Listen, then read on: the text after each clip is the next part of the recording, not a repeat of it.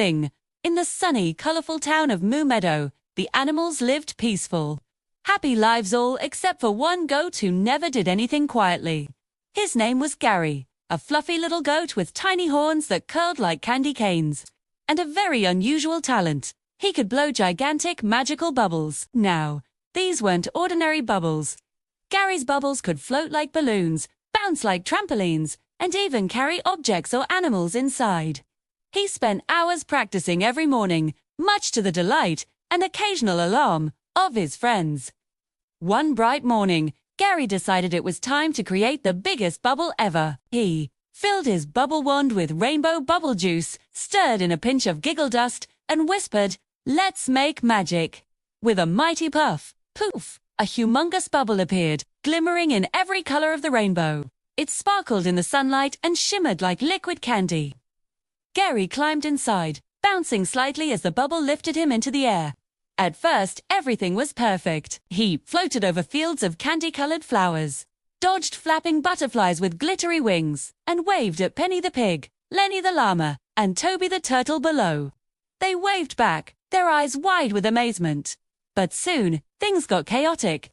The bubble wobbled and spun as a gust of wind blew through Moo Meadow. Gary bounced against a gigantic sunflower, then a sleepy scarecrow, and spun around like a corkscrew. "Oh no, I'm turning into a bubble tornado!" Gary shouted, laughing at the absurdity of it all. Down below, his friends scrambled to help. Penny the pig tried to jump onto the bubble, but landed in a puddle of giggling mud instead. Lenny the llama stretched his neck as far as it could possibly go, and Toby the turtle slowly rolled to the perfect spot, offering encouragement.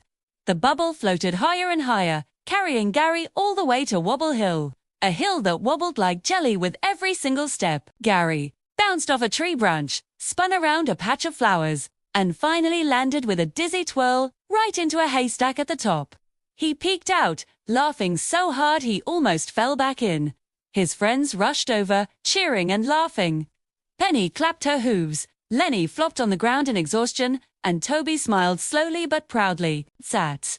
Gary looked at his friends, his horns glinting in the sun. "You know," he said with a grin, "bubbles are way more fun when shared with friends." From that day on, Gary hosted weekly bubble flying parties. Animals of all shapes and sizes bounced, floated, and laughed together under the rainbow sky. Sometimes, the bubbles got a little wild, and sometimes they carried animals upside down, but no one cared, because in Moo Meadow, the laughter, the bouncing, and the magical bubbles were the best kind of adventure. And Gary had proved that even the silliest talent could bring everyone together. Thanks for joining us in Moo Meadow today. If you enjoyed Gary's adventure, don't forget to like and subscribe for more fun stories. See you next time.